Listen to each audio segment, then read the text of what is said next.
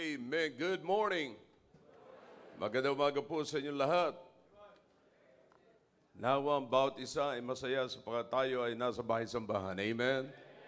And everybody's ready to accomplish the purpose. Amen. At meron po tayong rason kung bakit nandito po tayo ngayong umaga at upang bigyan natin ng papuri ang Panginoon sa lahat ng kanyang kabutihan sa atin. Amen. It's always good to be in the house of the Lord. Amen. Alam ko, araw-araw nakakatagpo tayo, life is facing us, at araw-araw meron po tayong dapat harapin, pero salamat sa Panginoon, may araw na tinalaga ang Diyos para isipin natin yung kanyang ginawa at papurihan natin yung ginawa niya sa buhay natin. Amen. At salamat sa Panginoon. Nakakaawit. Pero alam nyo, habang tinitignan ko kayo kanina umaawit, parang walang ginawa ang Diyos sa ibang buhay ng ibang tao. No?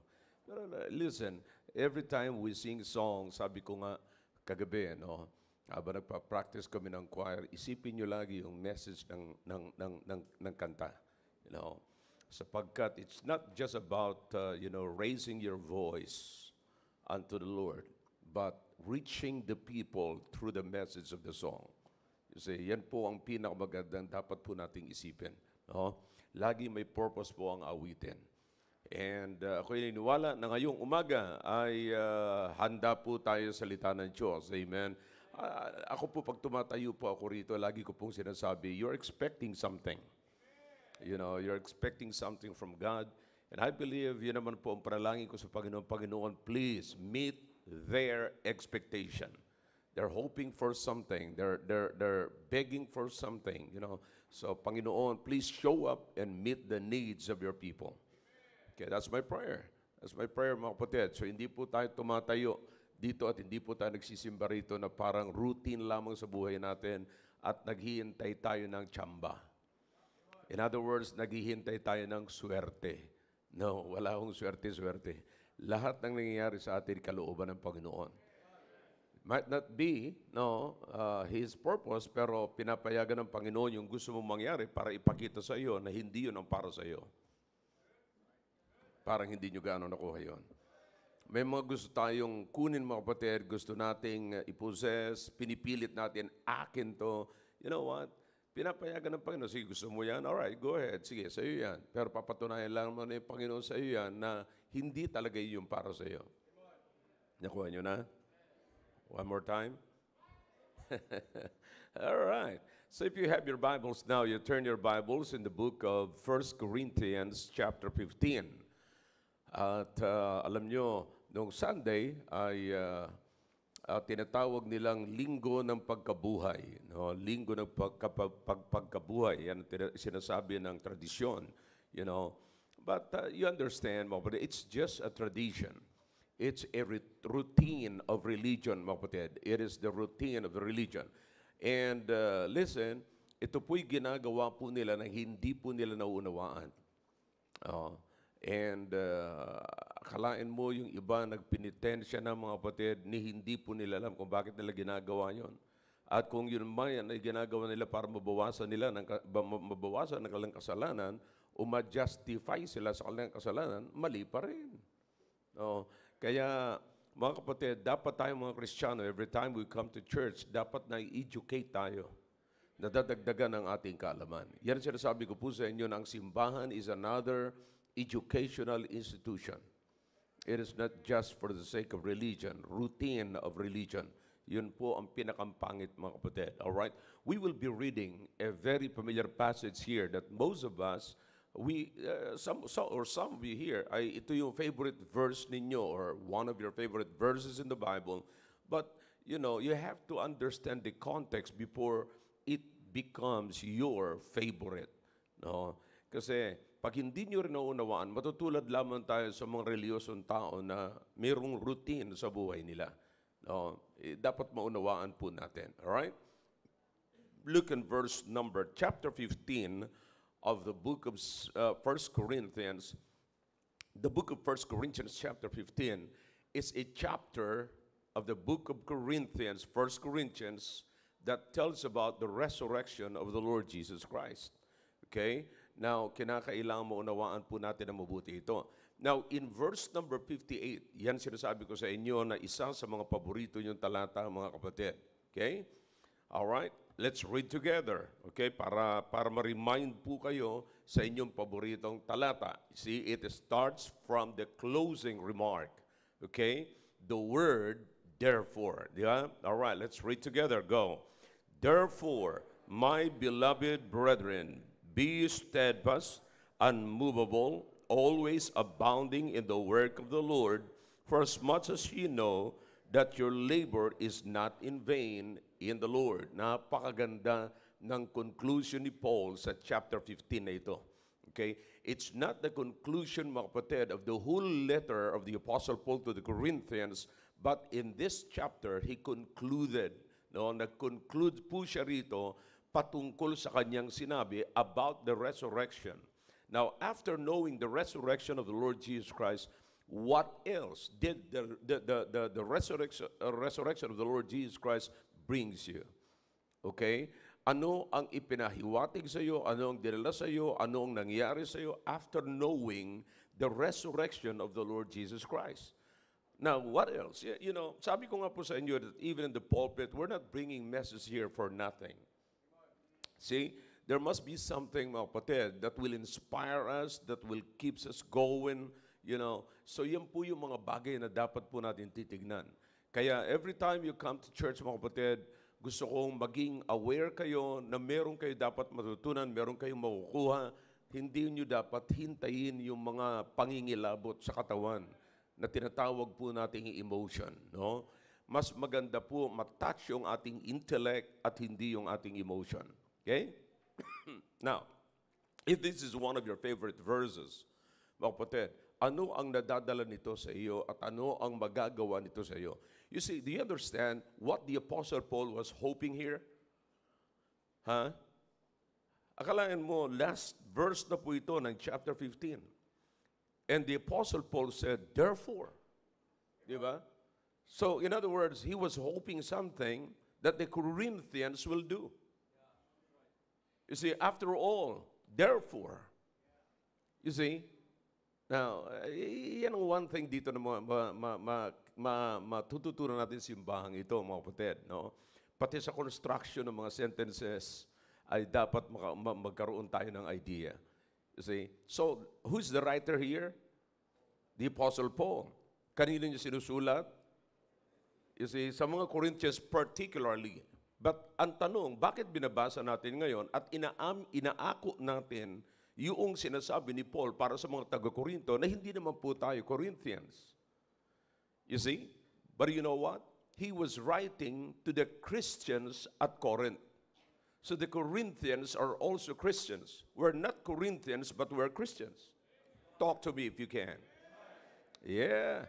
So, maliwanag mga kapatid. Kaya inaako po natin ito kasi hindi man tayo Corinthians, pero tayo ay Christians. Puyat pa yung iba sa inyo. So, para maging maliwanag sa atin, every time na sasabihin ako rito, akin yan. Hindi yan sa taga-Corinto. Alright?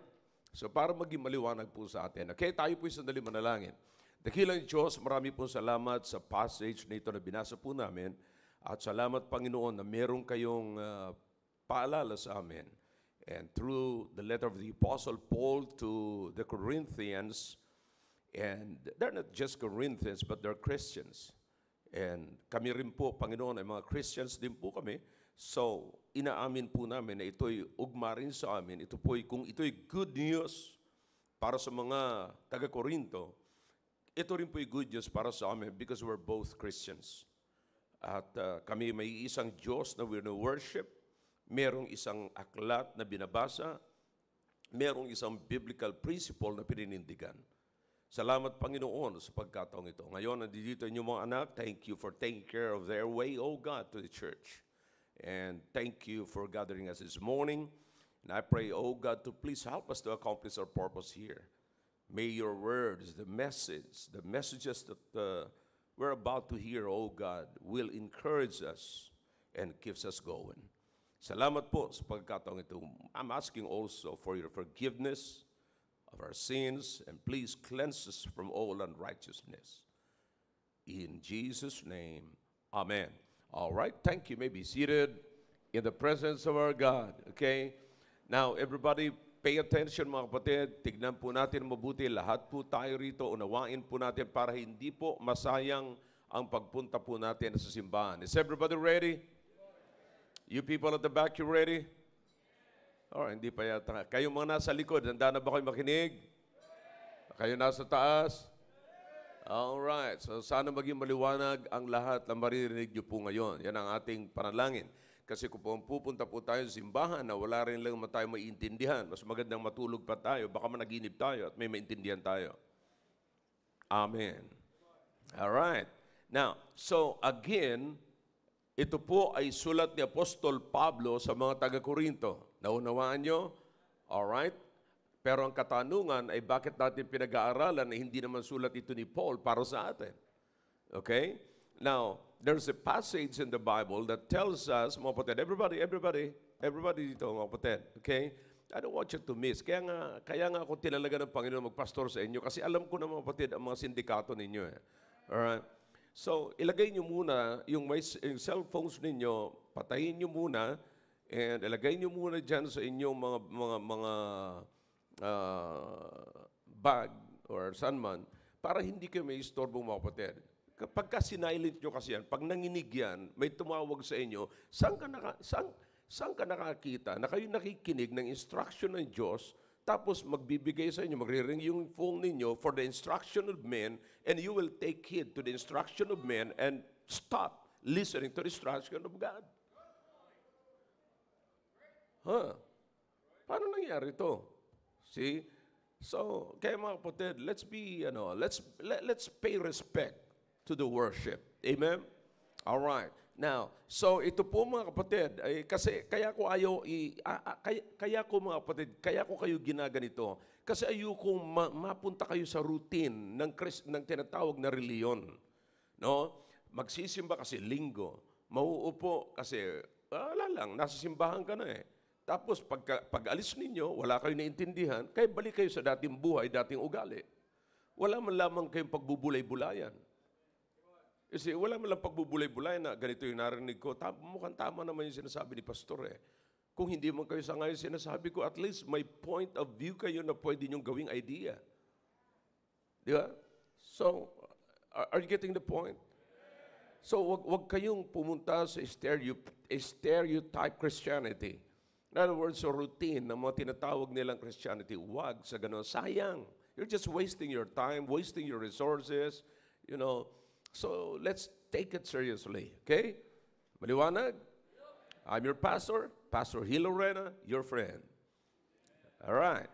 Now, so, sulat ni Paul sa mga taga-Korinto, hindi naman sulat sa atin, kaya natin inaako kasi Kristiyano rin tayo. Kasi hindi naman sinulatan ni Paul ang buong taga-Korinto. Particularly, he was writing to the church at Corinth. And by that time, they were also called Christians.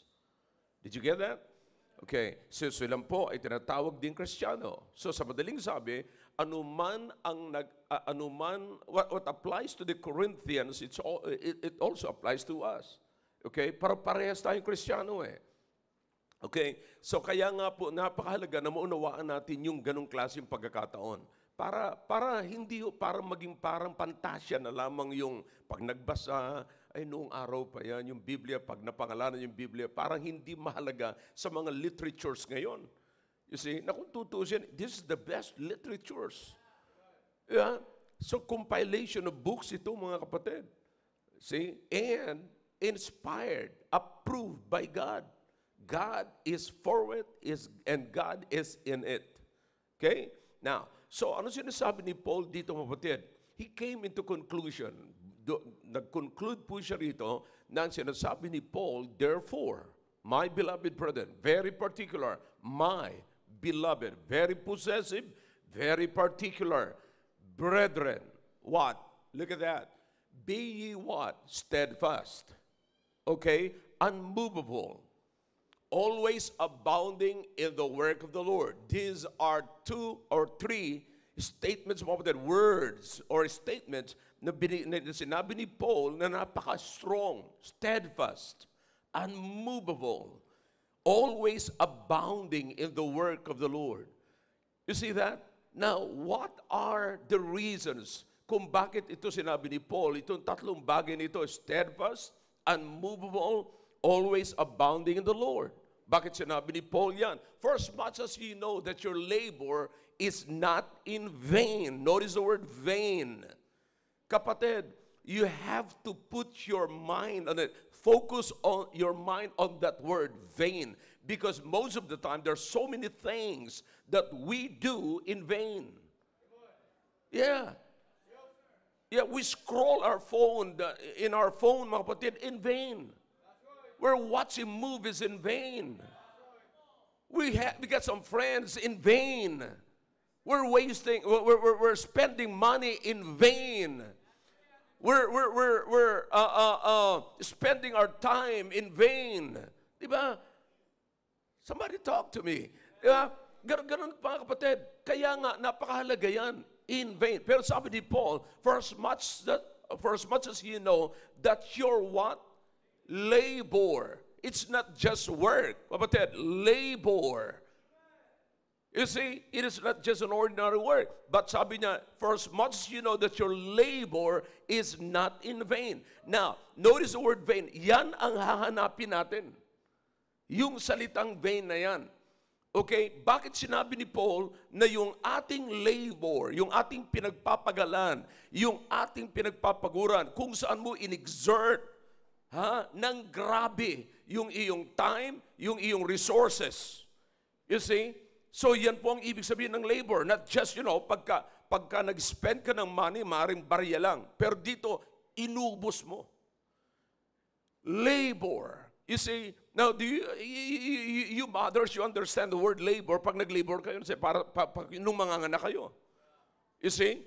Now, alam niyo pag nag-labor, lahat na ng pagsisisi nandyan, sana hindi mo na ako ginanito. Sana, minura niyo pa asawa niyo. But pero after that, gusto mo naman uli. But anyways, ang sinasabi ko mapatid, dumaan ka at naunawaan mo yung salitang labor. Come on, talk back to me if you can. So yun ang gusto kong makita niyo mga kapatid. Now, yung labor mo, akalain mo nag-labor ka na tapos mapupunta lang sa walang kabuluhan.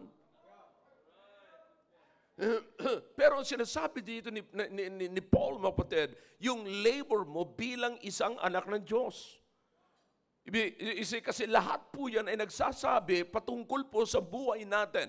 If you're a Christian mga kapatid, ang labor natin dapat ay may kinalaman na yan sa ating buhay Kristiyano.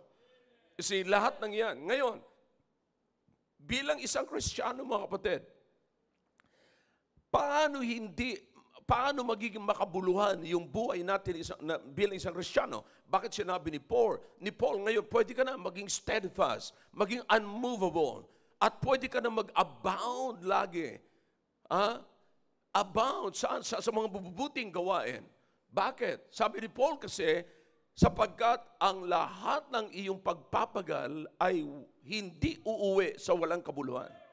May kabuluhan. Ngayon, bakit? Kapatid, ang pinakang ugat nito, yun ang pupuntahan natin para mga kapatid, makita natin kung paano tayo nakarating sa ganitong klaseng kalagayan.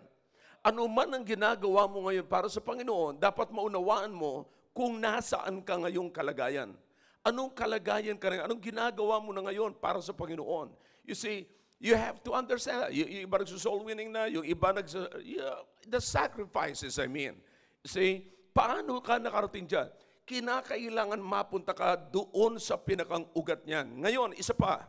Alright? Kung wala ka pang ginagawa ngayon sa Panginoon, sabi ni Paul, therefore, be steadfast, unmovable, always abounding in the work of the Lord. Now, if you're not yet abounding in the work of the Lord, this message in our Sunday school brethren should encourage you to start abounding, doing something, not just doing something, but abounding in the work of the Lord. All right? So, bakit? Now, this is our commitment year, the year of commitment, kapatid. Now, ano na yung kinumit natin sa Panginoon na gagawin natin, na ilalagay natin sa action? Ano yung mga bagay na yun? Ito ngayon, talata na ito, itong message na ito, nawa ay mag-encourage sa bawat isa sa atin para tayo ay mag-abound, para magkaroon tayo ng commitment, para tayo mag-start na gagawa ng mga bagay para sa Panginoon.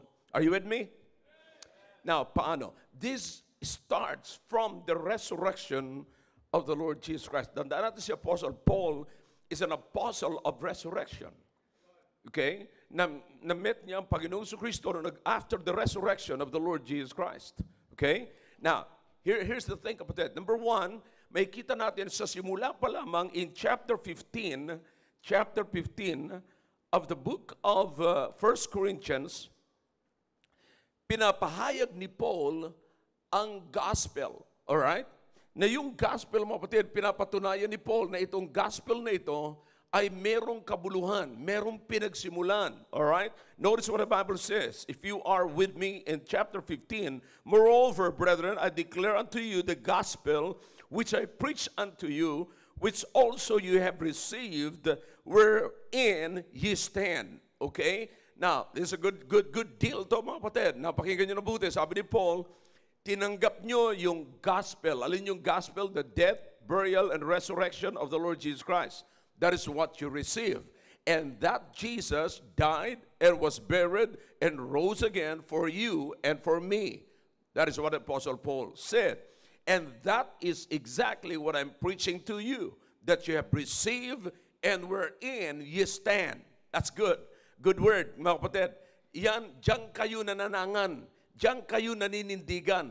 Saan yan? Diyan sa Ebanghelyo na inyong tinanggap.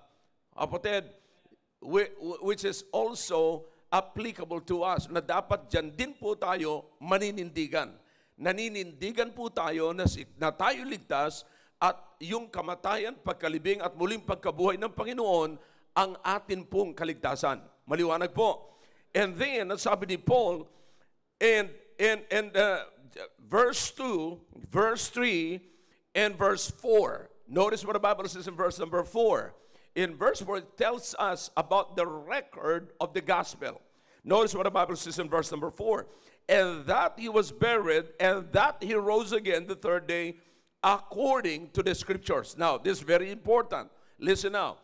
Nung sinabi ng Bible, sinabi ni Paul na according to the scriptures, in other words, bago namatay ang Panginoong Kristo, listen now, bago inilibing at bago siya muling nabuhay, kapatid, recorded niyan. In other words, hindi pa nangyayari yun, sinabi na ng Panginoon. It is in the scriptures already. Now listen, this is good. I don't know about you, pero kapatid, intellectually, ito dapat ilagay po natin lagi sa ating isipan. Alright? Wag tayo maging Kristiyano na bunga ng emosyon. Ang ating pinanampalatayanan, kapatid, bago nangyari, bago namatay, bago inilibing, bago muling nabuhay ang Panginoong Kristo, recorded na ito'y mangyayari. At sinabi mismo ng Panginoong Kristo, kaya sabi ni Paul, according to the scriptures. Did you get the point? Now, importante ito, kapatid. Kasi may mga taong nagdi-deny. They don't believe about the resurrection of the Lord Jesus Christ. But the good thing about this is, bago man siya nag-resurrect, sinabi niya na, igibanin niyo ang templong ito at itatayo ko sa ikatlong araw. Okay? Sino mga leaders na pinagmamalaki ngayon ng mga kulto na nakagawa po niyan? Sino mga leaders sa mga kulto nagkandamatay na po sila na marami silang ipinangako na wala na yung pangako nila? Pero kapatid, ang Panginoong Kristo ay hindi po siya leader ng kulto. Siya po'y leader ng mga taong nangangailangan ng Diyos. You see, siya po ang nagsabing, igibanin niyo ang templong ito, itatayo ko sa ikatlong araw. Nangyari po doon. Kasi sabi ni Paul, according to the scriptures. Nga, hindi lamang po sinabi ni Paul ito, kundi pinatunayan po ito ni Paul. Look at verse number 5. And that, sinabi listen now, listen. Alam niyo mga kapatid, I don't know, pero alam niyo, parang pakiramdam ko rito, parang haharap ka sa korte, nandiyan lahat ang ebidensya. Anong panama, mga kapatid? Tingnan niyo mabuti. Sabi niya, according to the scriptures, sinasabi ni Paul, it's recorded. It's recorded. I have a record. You see? What is the record? And that Jesus said, okay, igibanin niyo ang templong ito at itatayo ko sa ikatlong araw. That is according to the scriptures. Hindi pa nangyayari yan. Pero ngayon, nangyari na. Nangyari na si Kristo'y namatay, inilibing at muling nabuhay. Ebidensya siya. All right, verse number 5. Look at your Bible. Verse. And that he was what? Sin.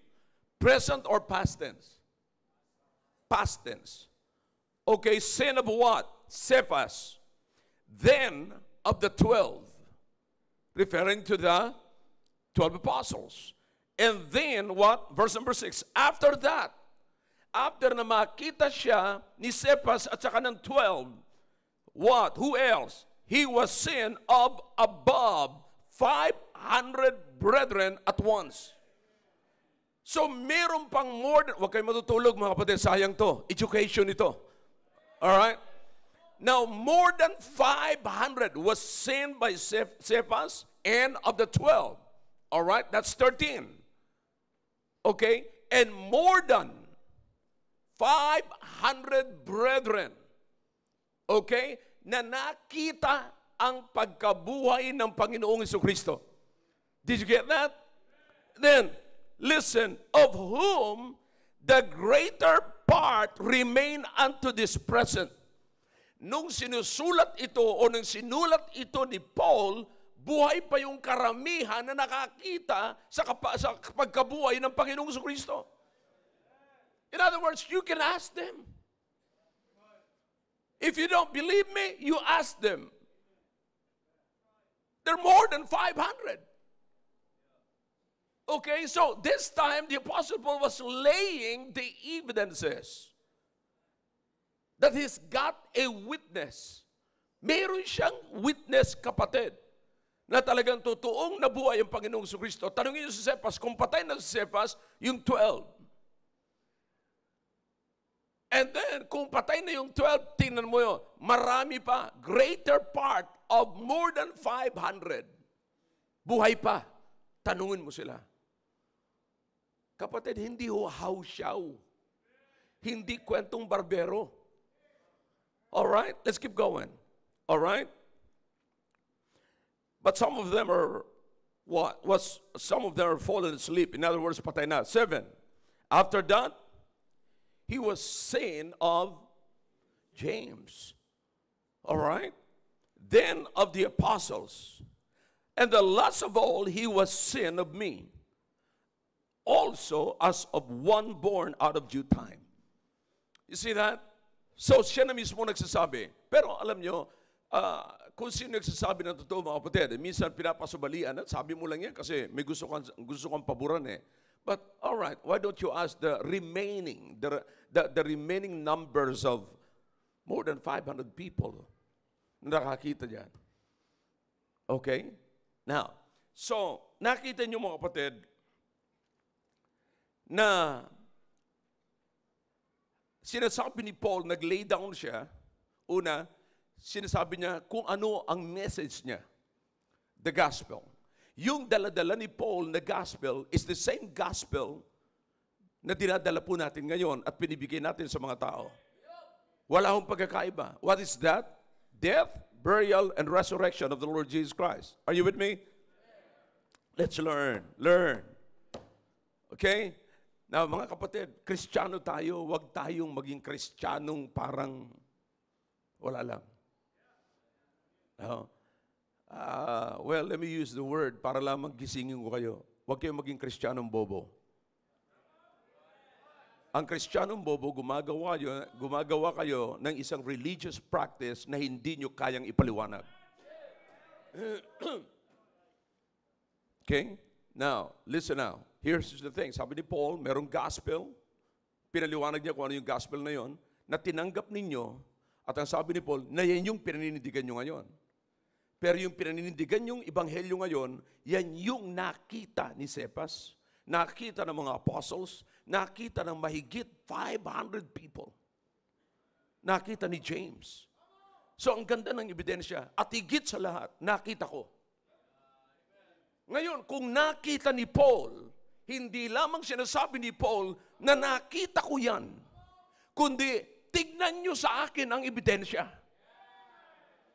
Alright? Ano yung ebidensya ni Paul? Baba natin ang verse. Kapatid, let's study the Bible.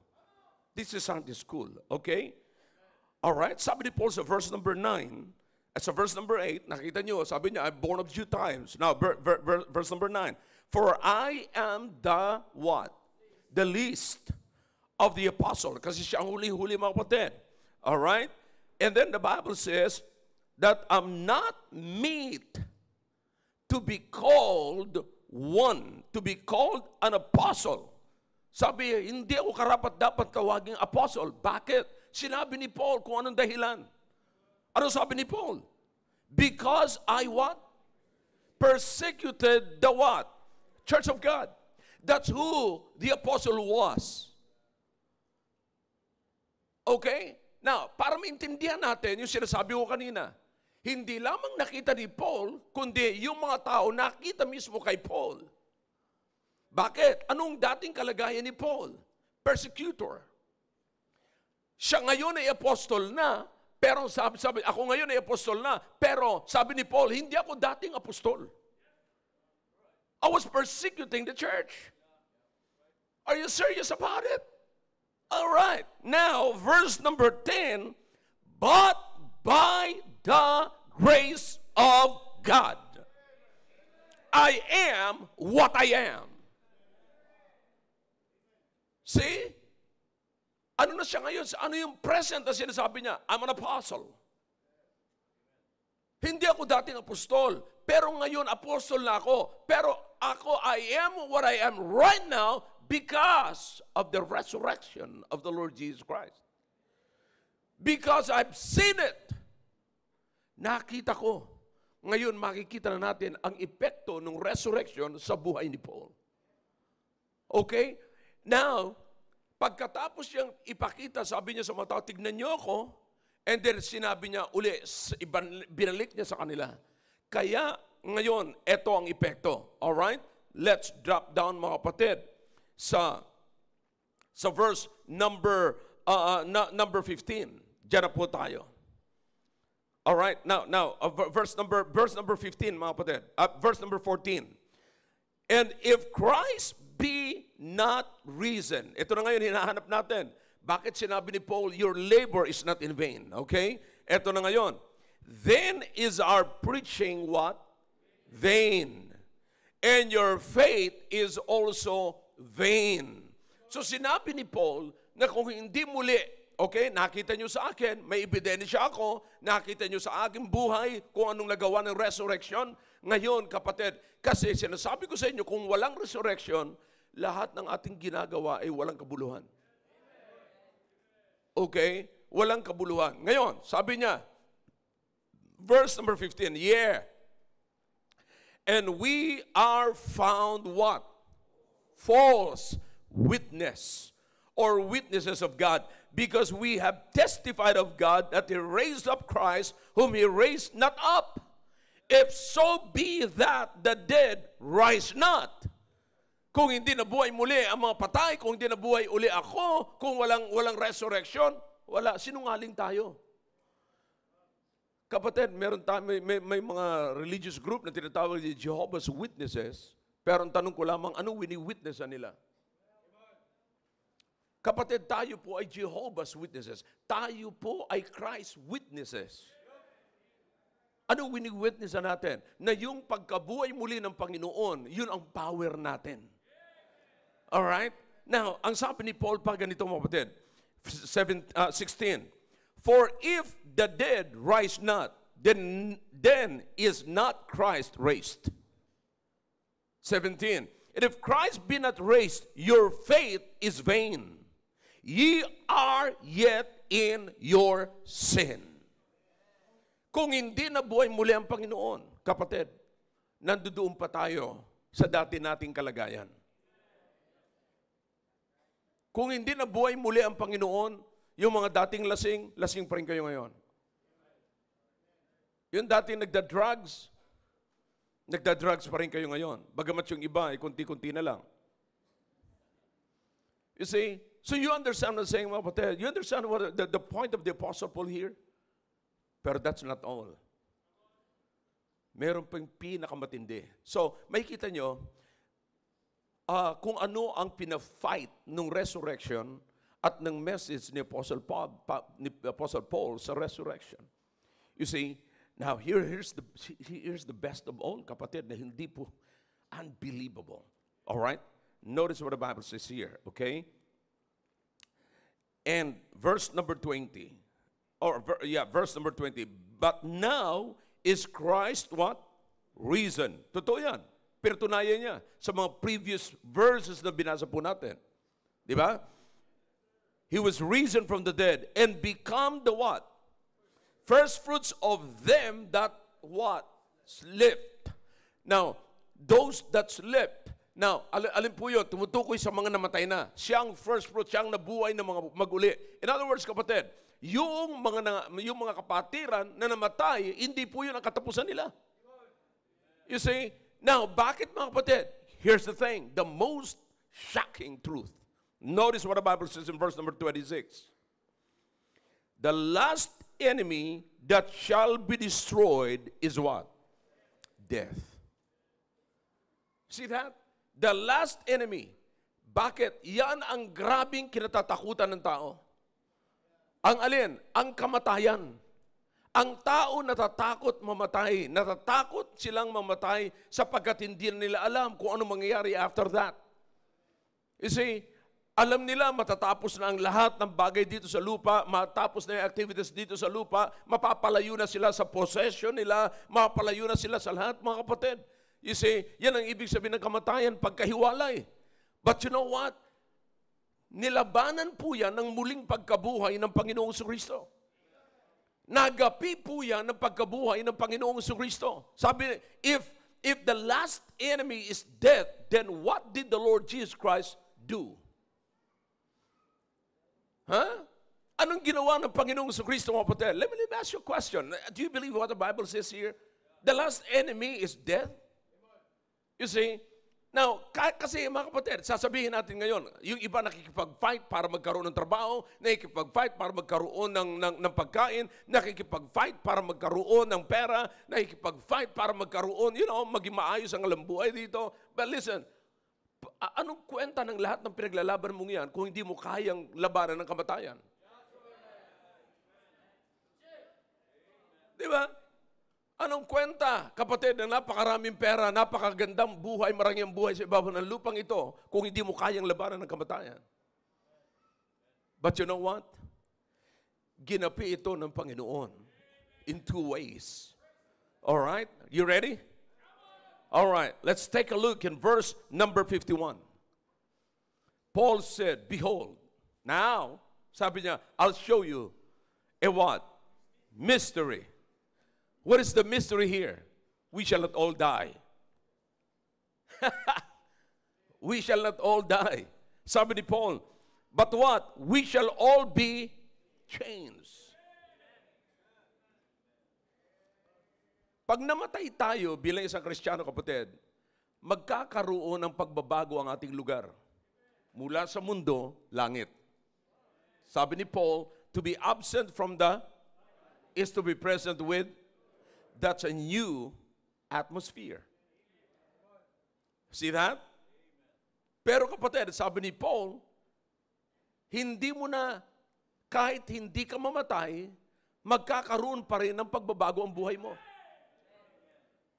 We shall not all die, but we shall all be changed. You see? Now, kahit hindi ka mamatay, alam natin mga kapatid, ito lagi na naririnig niyo po sa akin, death is the entrance of what? Talk to me if you can remember that. Death is the entrance of what? Heaven. Okay? Pero naunawaan nyo ba na pwede tayo makarating ng langit without experiencing death? That is exactly what the Apostle Paul said here. Okay? Na sabi niya, I'll show you a mystery. Now, ano yung mystery? Paano mangyari? 52. In a moment. In a what? twinkling of an eye, at the last trump, hindi si trump, mga kapatid. At the last trump, pagtunog ng trumpeta, mga kapatid, shall sound, and the dead shall be raised incorruptible, and we shall be changed. For this corruptible must put on incorruption, and this mortal must put on immortality. So when the corruptible shall have put on incorruption, and this mortal shall have put on immortality, then shall be brought to pass the saying that is written, death is swallowed up by or in victory. You see? Now, in other words, kapatid, wala nang laban yung death. Swallowed up na. Nawala na, na-engulf na, na-overcome na ng ano? Victory. You see that? Now listen, wag niyo pong gawing pantasya. Ito, totoo po ito. Mario. Mas minsan paniwala sa mga kabataan sa madaling paniwalaan ng basketball, ano? Pero ito, kapatid, may mga ebidensya. Kung kayo'y sanay at hindi kayo natutulog sa klase ninyo, sanay kayo sa nakikinig talaga at naghahanap kayo na mauunawaan ninyo. O, eto maliwanag. Nilay down ko ang ebidensya na sinabi ni Paul. Ito mga ebidensya. Nabuhay na mag-uli ang Panginoong Kristo. Nakita ni Cephas, nakita ng mga apostol, nakita na mahigit 500, nakita ni James, at ako mismo nakita. At nung nakita ko, nagkaroon ako ng bagong perspective sa buhay ko. Ngayon ipinapakita ko sa inyo, we shall not all die, but we shall all be changed. Ngayon, ano nangyari? Eto na ngayon, mga kapatid, na dapat po nating paniwalaan sa ating sarili. Okay? Yung kamatayan ay hindi na dapat katakutan. Bakit? Ginapi na ng Panginoon. Death, physical death, is cessation, kapatid, dito ng mga activities sa lupang ito, pero hindi katapusan ng buhay. Pagtigil lamang ng mga activities natin sa ibabaw ng lupang ito, pero hindi po katapusan ng buhay natin. Because we will be with the Lord forever. But listen to me now. Tatapusin ko lamang po itong kamatayan na ito. Okay, wag muna kayo matulog. Nakanganga pa kayo, baka may mahulog na ipot ng butiki dyan. Okay, wake up. Alright, listen. Sabi ko sa inyo, pinagod nyo kasi yung mata nyo sa cellphone ninyo eh. Alright? Now, here's the thing, kapatid. Ito pa. Ano pa? Hindi tayo makakaranas ng kamatayan. Hindi ko sinasabing lahat tayo hindi makakaranas. No? Sabi ni Paul, we shall not all. Di ba? So maliwanag yan, hindi lahat tayo. Yung iba nakaranas na, namatay na yung bago si Paul eh. Oh, di ba? Pero, maaaring mamaya dumating ang Panginoon. Hindi natin alam, mga kapatid, kung kailan. But listen to me now. We will meet Him in the air. But here's the thing, kapatid. Ito pinakamaganda pa rito. Okay? So, hindi makaranas. Ito yung pinapakita lamang ni Paul dito na nagapi talaga ni Paul na sinasabi niyang death is swallowed up in victory. What else? Last one here. Okay? Here's in verse number 55. Okay? O death, where is thy sting? Okay? O grave, where is thy victory? Tingnan niyo mabuti. The sting of death is what? Sin. And the strength of the sin is the law. Okay? Diyan muna tayo, mga kapatid. Here's the thing, kasi gusto kong maging maliwanag sa inyo. Makikita niyo rito na napakahalaga. Okay?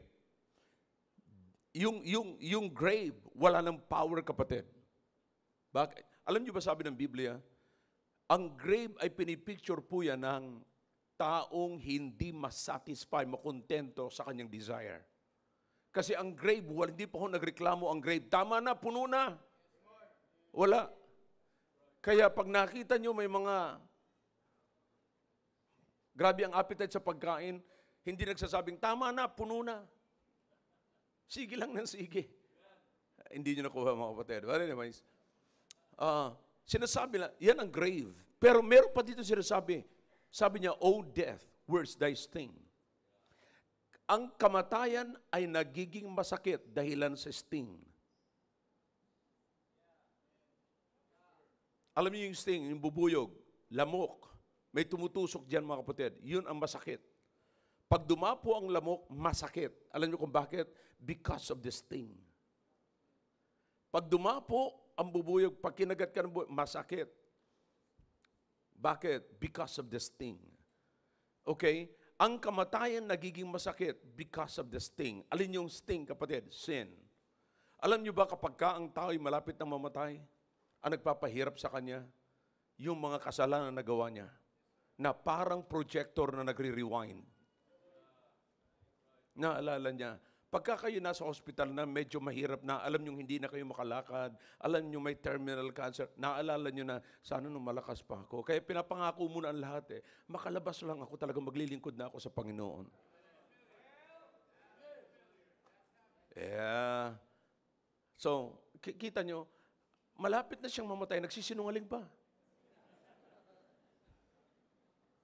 Di ba? Kung kailan nanghihina, sa kanya sasabihin, maglilingkod din sa Panginoon. Nung malakas pa, sharean mo, alam mo, busy tayo. Alam mo naman tayo pamilya, sige. Kayo, makinig na kayo mga kapatid. Ganyan ang kalagayan ng napakaraming tao. You see, habang malakas pa, wala kayong panahon sa Panginoon. Habang bata pa, akala mo walang kamatayan. You see, makinig na tayo kay Solomon na nag-conclude din. Let us hear the conclusion of the whole matter. What? Fear God. And what? Keep His commandments. For this is the what? Whole duty of man. For God shall bring every work into judgment with every sacred things, whether it be good or bad. See? Kapatid, kinakailang paniwalaan na natin yan. And look at this. Ang pinakamaganda kung paano nagapito ng Panginoon, tinanggal niya yung sting. He died to pay the price of our sins. Di po ba? Yan ang dahilan kung bakit nabayubay siya sa cross na hindi nauunawaan ng iba. So nakita niyo mga kapatid, summarize na natin. Alright? Tapos na ang klase. Okay? Oral na. Oral exam. Okay? Ang ginawa ni Paul, present niya yung puro kayo itlog. Ang ginawa ni Paul, ang unang ginawa niya, present niya yung gospel. Sino sumagot ng gospel? Ayun. Isa lang, sa dinami-dami yung ito mga kapatid. Balik kayo sa grade 1, yan sinasabi ko sa inyo Alright. Gospel. Okay? Pagkatapos niya i-present ng gospel na sinabi niya, ito yung tinanggap ninyo at ito yung pininindigan ninyo. Okay? Para tumibay kayo, nagbigay siya ng evidences. Nag-present siya ng mga witnesses. Sino yung mga witnesses niya? Number 1, Cephas. Sino sumagot ng Cephas? Okay, Cephas. Hindi maraming sipa yun Cephas. Okay? Number 2, sino? 12. Ano sagot mo? Para lang nakainom 12. Okay. Number 3, sino? Hindi 500. More than 500. Na yung iba sa kanila, nung sinulat ito ni Paul ay buhay pa. Yun. Tinan mo, tumatalino kayo mga kapatid. Alright. Pagkatapos ng 500, sino pa? Si James. Alright. Pagkatapos ni James, sino naman na nakakita? Si Paul, di ba? Now, ano ang epekto sa buhay ni Paul nung nakita niya? Change. Alright? And then pagkatapos niya, ano ang sinabi niya doon sa mga taga-Korinto? Na ang inyong pananampalataya ay, come on, not in vain. Alright? Now, pagkatapos niya pinakita ni Paul, sapagat may kabuluhan ng inyong pananampalataya, pinakita niya, pinalakas pa ni Paul ang kanilang pananampalataya. Kaya ano sinabi ni Paul? tinalo niya ang pinakang matinding kaaway. Sino yon? Si? Devil? Death. Okay. Alright. Alright. Death. Kamatayan. Alright. Nagapi ni Paul. Alright. Ngayong nagapi na ni Paul ang kamatayan, paano niya ginapi? Una,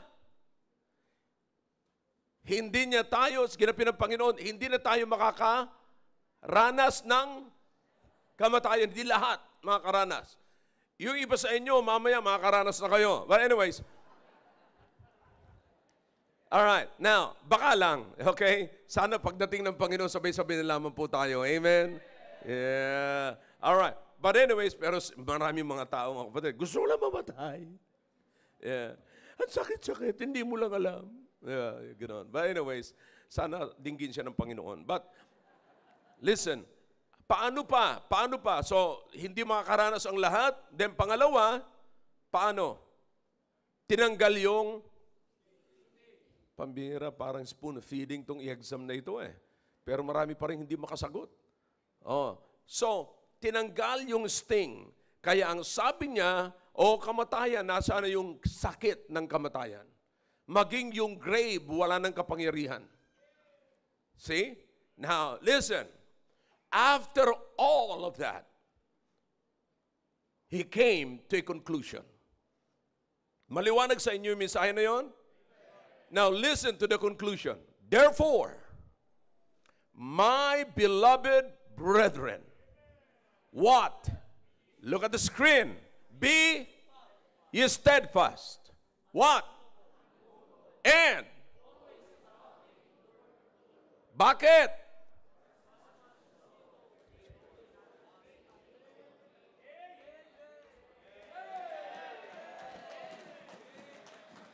Tanong. Ganun ka ba?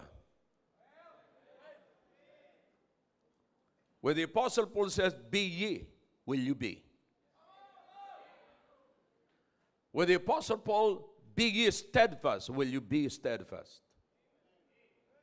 When the Apostle Paul said, be unmovable, will you be unmovable? When the Apostle Paul said, always abounding in the work of the Lord, will you abound? Always in the work of the Lord. Kapatid, itong Sunday school natin, sana po ay nag-encourage sa inyo na kayo ay maging committed Christian. Why is that? Your commitment is not in vain in the Lord. Being committed Christian is not in vain. See that? Maraming mga tao, imagine ngayon, nagpenitensya na lahat hindi nila naunawaan. So parehas lang yan ng mga Kristiyano ngayon na nakaupo dito sa loob ng auditorium na ito, na nagko-quote ng passage na ito na very proud, be ye steadfast, unmovable. See? Pero maya-maya, pasensya na pastor, hindi ako nakapagsimba. See that? Nasaan ang problema natin mga kapatid? Hindi tayo masyadong educated ng Word of God. See? Kaya sana po, maging maliwanag po ito sa atin. Nawa po, ito'y mag-encourage sa atin na tayo maging committed. Bakit? Ang pagiging committed na Kristiyano ay lagi hong may kabuluhan. Hindi uuwi sa walang kabuluhan. Young man, if you will spend your time for the Lord, you will always abound. Young lady, if you will always seek to abound in the work of the Lord, I promise you, you're not wasting your time. You're not wasting your life. Most of the time, you're wasting your life because, kung saan-saan lamang po natin ginagamit. Pero this time, pagsikapan po natin na tayo mag-exert ng effort, gamitin natin yung ating oras para sa Panginoon. Sapagkat kapag ginawa natin yan, may kabuluhan lagi ating ginagawa. Maliwanag po. Yan po ang istorya nito, mga kapatid. I hope dito pa lamang sa Sunday School, may natutunan na po kayo. Yan ang sinasabi ko sa inyo, huwag kayong matutulog. Kayong mga natutulog, mga kapatid, nandun pa kayo sa proseso ng paglago sa Panginoon sapagkat nandun pa kayo sa kalagayan na hindi pa nawawala sa inyo yung dati nyong kalagayan sa dati nyong reliyon. Okay? Ngayon, nasa simbahan na po kayo. Wala na kayo sa reliyon. Hindi ko sinasabi nasa Baptist na kayo. Nasa simbahan po kayo. Bakit? I'm simply saying na kapag nasa simbahan, dapat meron kang matututunan. Pag pumupunta ka sa simbahan at ang natututunan mo lamang yung mga religious practices mo na pre-practice mo na yun nung ikimaliit pa, hanggang ngayon wala ka pa rin natututunan. Kilala mo na ba talaga ang Diyos? Kilala mo na ba talaga ang kaligtasan na ito? Now, will you abound in the work of the Lord? Why people are so-called or so-called Christians, kapatid, are not abounding in the work of the Lord? Bakit we're still adopting the ways of the world? Why is that? Because we're ignorant of this. See? Kaya nga po, sinisikap ko po sa inyo, by all means, by the grace of God, na maging maliwanag ang dating ng salita ng Diyos. Ngayon, nau-offend tayo mga kapatid. Bakit tayo nau-offend? Kakulangan ng salita ng Diyos. Bakit? Ang pinaiiral natin, kapatid, ay yung pa rin yung dati nating gawi na kinakailangan pag may ginagawa tayo, paboran tayo. No ways. Kapatid, if you're doing good, you're still doing good. If you're doing good, you're good. And you're good if you're doing good.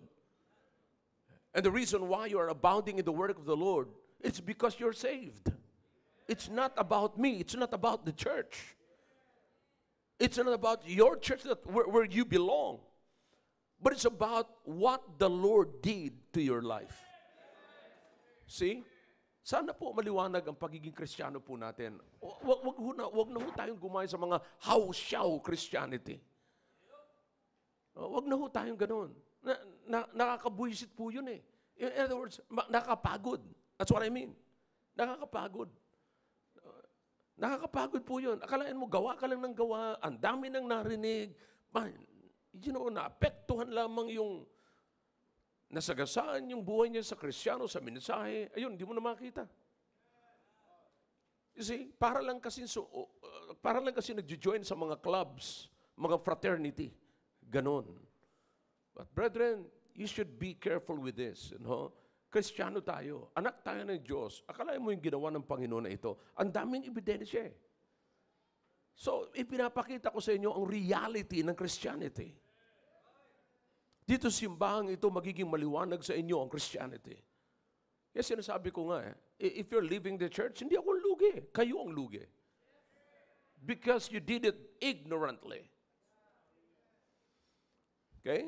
All right. I hope the message is clear, brethren. Amen? All right. Shall we all stand, please? Father, thank you for your words. Thank you, oh God, for the message we heard in our Sunday school. Bless, oh God, the program this morning sa pagpapatuloy po namin. Please. In Jesus' name, amen. All right. Thank you. Maybe you see